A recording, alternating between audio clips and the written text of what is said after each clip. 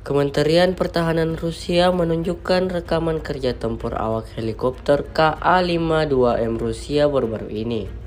Rekamannya ramai beredar di media sosial Telegram pada Selasa 2 Juni 2024. Serangan-serangan intens terus dilayangkan militer Rusia hingga membuat tentara Ukraina rugi dan diambang kekalahan.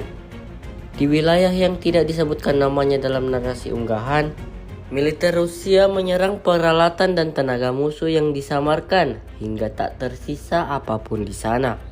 Hingga video ini beredar, beragam komentar dituliskan warganet.